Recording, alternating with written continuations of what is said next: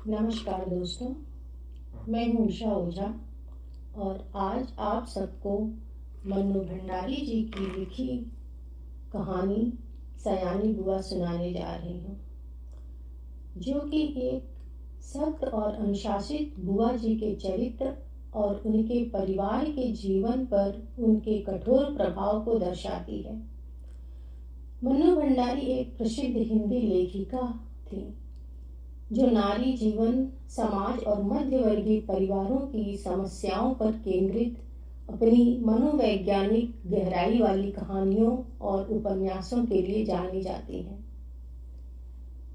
तो कहानी सुनने से पहले आप मेरे इस चैनल को सब्सक्राइब जरूर कर लीजिए, जिससे भविष्य में आपको मेरी कहानियों का नोटिफिकेशन मिलता रहे। तो सुनिए कहानी सयानी बुआ। सब पर मानो बुआ जी का व्यक्तित्व हावी है। सारा काम वहां इतनी व्यवस्था से होता जैसे सब मशीनें हों, जो कायदे में बंधी बिना रुकावट अपना काम किए चली जा रही हैं। ठीक 5 बजे सब लोग उठ जाते, फिर 1 घंटा बाहर मैदान में टहलना होता, उसके बाद चाय दूध होता, उसके बाद अन्नू को पढ़ने के लिए बैठना होता। भाई साहब भी तब अखबार और ऑफिस की फाइलें आदि देखा करते। 9 बजते ही नहाना शुरू होता। जो कपड़े बुआ जी निकाल दें वही पहनने होते। फिर कायदे से आकर मेज पर बैठ जाओ और खाकर काम पर जाओ। सयानी बुआ का नाम वास्तव में ही सयानी था, या उनके सयानेपन को देखकर लोग उन्हें सयानी कहने लगे थे, सो तो मैं आज भी नहीं जानती। पर इतना अवश्य कहूंगी कि जिसने भी उनका यह नाम रखा, वह नामकरण विद्या का अवश्य पारख ही रहा होगा। बचपने में ही वे समय की जितनी पाबंद थी, अपना सामान संभाल कर रखने में जितनी पटु थी और व्यवस्था की जितना कायल थी, उसे देखकर चकित हो जाना पड़ता था। कहते हैं जो पेंसिल वे एक बार खरीदती थी, वह जब वह इतनी छोटी न हो जाती कि उनकी पकड़ में भी न आए, तब तक उससे काम लेती थी। क्या मजाल कि वह कभी खो जाए या बार बार नोक टूट कर सबसे पहले ही समाप्त हो जाए। जो रबर उन्होंने 4ठी कक्षा में खरीदी थी, उसे 9वीं कक्षा में आकर समाप्त किया। उम्र के साथ साथ उनकी आवश्यकता से अधिक चतुराई भी प्रौढ़ता धारण करती गई और फिर बुआ जी के जीवन में इतनी अधिक घुल मिल गई कि उसे अलग करके बुआ जी की कल्पना ही नहीं की जा सकती थी। उनकी एक एक बात पिताजी हम लोगों के सामने उदाहरण के रूप में रखते थे, जिसे सुनकर हम सभी खैर मनाया करते थे कि भगवान करे वे ससुराल में ही रहा करें, वरना हम जैसे अस्त व्यस्त और अव्यवस्थित जनों का तो जीना ही हराम हो जाएगा। ऐसी ही सयानी बुआ के पास जाकर पढ़ने का प्रस्ताव जब मेरे सामने रखा गया, तो कल्पना कीजिए मुझ पर क्या बीती होगी। मैंने साफ इनकार कर दिया कि मुझे आगे पढ़ना ही नहीं, पर पिताजी मेरी पढ़ाई के विषय में इतने सतर्क थे कि उन्होंने समझाकर, डांटकर और प्यार दुलार से मुझे राजी कर लिया। सच में राजी तो क्या कर लिया, समझिए अपनी इच्छा पूरी करने के लिए बाध्य कर दिया। और भगवान का नाम गुराते गुराते मैंने घर से विदा ली और उनके यहाँ पहुंच गई। इसमें संदेह नहीं कि बुआ जी ने बड़ा स्वागत किया, पर बचपन से उनकी ख्याति सुनते सुनते उनका जो रौद्र रूप मन पर छाया हुआ था, उसमें उनका वह प्यार कहाँ तिरोहित हो गया, मैं जान ही न पाई। हाँ, बुआ जी के पति, जिन्हें हम सब भाई साहब कहते थे, बहुत ही अच्छे स्वभाव के व्यक्ति थे, और सबसे अच्छा कोई घर में लगा तो उनकी 5 वर्ष की पुत्री अन्नू। घर के इस नीरस और यंत्र चालित कार्यक्रम में अपने को फिट करने में मुझे कितना कष्ट उठाना पड़ा और कितना अपने को काटना छाटना पड़ा, यह मेरा अंतर्यामी ही जानता है। सबसे अधिक तरस आता था अन्नू पर। वह इस नन्ही सी उम्र में ही प्रौढ़ हो गई थी। न बच्चों का सा उल्लास, न कोई चहचहाट, एक अज्ञात भय से वह घिरी रहती थी। घर के उस वातावरण में कुछ ही दिनों में मेरी भी सारी हंसी खुशी मारी गई।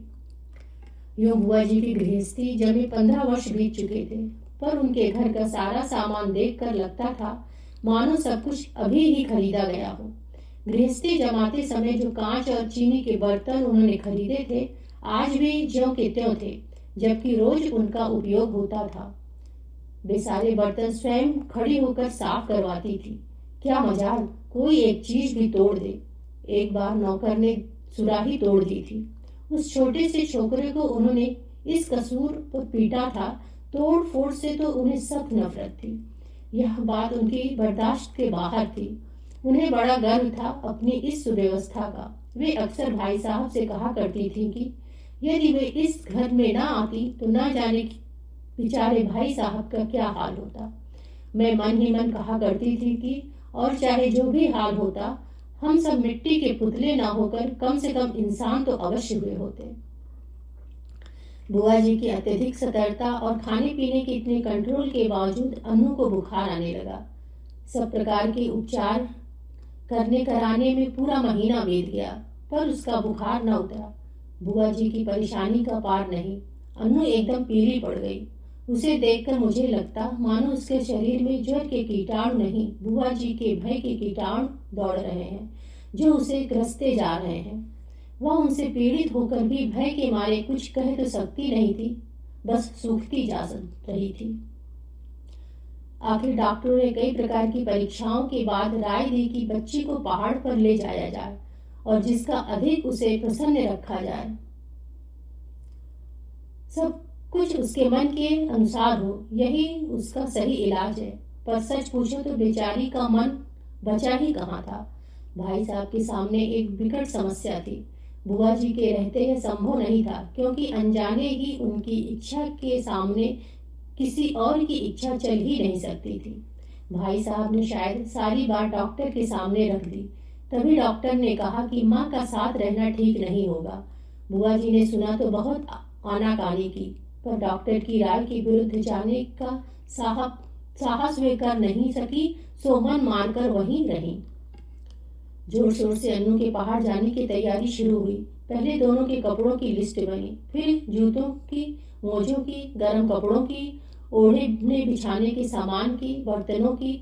हर चीज रखते समय में भाई साहब को सख्त हिदायत कर देती थी कि एक भी चीज खोनी नहीं चाहिए। देखो, यह फ्राक मत खो देना, 7 रुपए मैंने इसकी सिलाई दी है।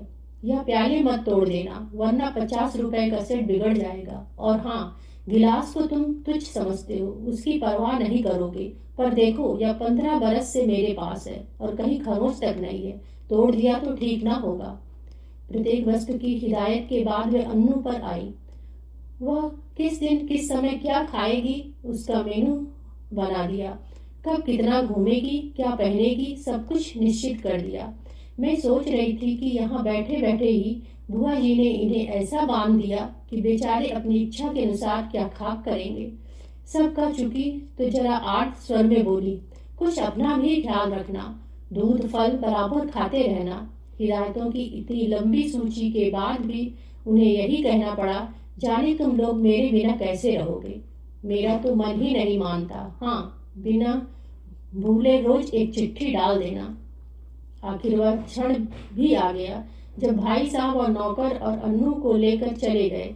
बुआ जी ने अन्नू को खूब प्यार किया, रोई भी। उनका रोना मेरे लिए नई बात नहीं थी। उसी दिन पहली बार लगा कि उनकी भयंकर कठोरता में कहीं कोमलता भी छिपी है। जब तक तांगा दिखाई देता रहा वे उसे देखती रही। उसके बाद कुछ क्षण निर्जीव सी होकर पड़ी रही, पर दूसरे ही दिन से घर फिर वैसे ही चलने लगा। भाई साहब का पत्र रोज आता था, जिसमें अन्नू की तबीयत के समाचार रहते थे। बुआ जी भी रोज एक पत्र लिखती थी, जिसमें अपनी उन मौखिक हिदायतों को लिखित रूप से दोहरा दिया करती थी। पत्रों की तारीख में अंतर रहता था, बात शायद सब में वही रहती थी। मेरे तो मन में आता कि कह दूं, बुआ जी रोज पत्र लिखने का कष्ट क्यों करती हैं। भाई साहब को लिख दीजिए कि एक पत्र गत्ते पर चिपकाकर पलंग के सामने लटका लें और रोज सवेरे उठकर पढ़ लिया करें। पर इतना साहस था नहीं कि यह बात कह सकूं। करीब 1 महीने के बाद एक दिन भाई साहब का पत्र नहीं आया, दूसरे दिन भी नहीं आया। बुआ जी बड़ी चिंतित हो उठी। उस दिन उनका मन किसी भी काम में नहीं लगा। घर की कसी कसाई व्यवस्था कुछ शिथिल सी मालूम होने लगी। तीसरा दिन भी निकल गया। अब तो बुआ जी की चिंता पर पार नहीं रहा। रात को वे मेरे कमरे में आकर सोई, पर सारी रात दुस्वप्न देखती रही और रोती रही, मानो उनका वर्षों से जमा हुआ नारित्व पिघल पड़ा था और अपने पूरे वेग के साथ बह रहा था। वे बार बार कहती कि उन्होंने स्वप्न में देखा है कि भाई साहब अकेले चले आ रहे हैं, अन्नू साथ नहीं है और उनकी आंखों में लाल है और वे फूट फूट कर रो पड़ती। मैं तरह तरह से उन्हें आश्वासन देती, पर बस वे तो कुछ सुन नहीं रही थी। मेरा मन भी कुछ अन्नू के ख्याल से, कुछ बुआ जी की यह दशा देखकर बड़ा दुखी हो रहा था। तभी नौकर ने भाई साहब का पत्र लाकर दिया। बड़ी व्यग्रता से, कांपते हाथों से उन्होंने उसे खोला और पढ़ने लगी। मैं भी सांस रोककर बुआ जी के मुंह की ओर देख रही थी कि एकाएक पत्र फेंक कर सिर पीटती बुआ जी चीख कर रो पड़ी। मैं धक रह गई। आगे कुछ सोचने का साहस ही नहीं होता था। आंखों के आगे अन्नू की भोली सी नन्ही सी तस्वीर घूम गई। तो क्या अब अन्नू सचमुच ही संसार में नहीं है? यह सब कैसे हो गया? मैंने साहस करके भाई साहब का पत्र उठाया। लिखा था, प्रिय सयानी, समझ में नहीं आता किस प्रकार तुम्हें यह पत्र लिखूं, किस मुंह से तुम्हें यह दुखद समाचार सुनाऊं। फिर भी रानी, तुम इस चोट को धैर्य पूर्वक सह लेना। जीवन में दुख की घड़ियां भी आती हैं और उन्हें साहस पूर्वक सहने में ही जीवन की महानता है। यह संसार नश्वर है, जो बना है वह एक न एक दिन मिटेगा ही। शायद इस तथ्य को सामने रखकर हमारे यहाँ कहा है कि संसार की माया से मोह रखना दुख का मूल है। तुम्हारी इतनी हिदायतों के और अपनी सारी सतर्कता के बावजूद मैं उसे नहीं बचा सका। इसे अपने दुर्भाग्य के अतिरिक्त और क्या कहूँ। यह सब कुछ मेरे ही हाथों होना था। आंसू भारी आंखों के कारण शब्दों का रूप स्पष्ट से अस्पष्ट होता जा रहा था और मेरे हाथ कांप रहे थे। अपने जीवन में पहला अवसर था जब मैं इस प्रकार किसी की मृत्यु का समाचार पढ़ रही थी। मेरी आंखें शब्दों को पार करती हुई जल्दी जल्दी पत्र के अंदर हिस्से पर जा पड़ी। धैर्य रखना मेरी रानी, जो कुछ हुआ उसे सहने की और भूलने की कोशिश करना। कल 4 बजे तुम्हारे 50 रुपए वाले सेट के दोनों प्याले मेरे हाथ से गिरकर टूट गए। अन्नू अच्छी है। ठीक शीघ्र ही हम लोग रवाना होने वाले हैं। 1 मिनट तक मैं हतबुद्ध सी खड़ी रही। समझ में ही नहीं आ रहा था यह क्या हो रहा है। यह दूसरा सदमा था। जो ही कुछ समझी, मैं जोर से हंस पड़ी। किस प्रकार मैंने बुआ जी को सत्य से अवगत कराया, वह सब मैं कोशिश करके भी नहीं लिख सकूंगी। पर वास्तविकता जानकारी बुआ जी भी रोते रोते हंस पड़ी। 5 आने की सुराही तोड़ देने पर नौकर को बुरी तरह पीटने वाली बुआ जी 50 रुपए वाले सेट के प्याले टूट जाने पर भी हंस रही थी। दिल खोलकर हंस रही थी, मानो उन्हें स्वर्ग की निधि मिल गई हो। तो दोस्तों, ये रही कहानी सयानी बुआ। तो आप सबको यह कहानी कैसे लगी, कमेंट्स बॉक्स में लिख के जरूर बताइएगा और लाइक और सब्सक्राइब करना मत भूलिएगा। धन्यवाद।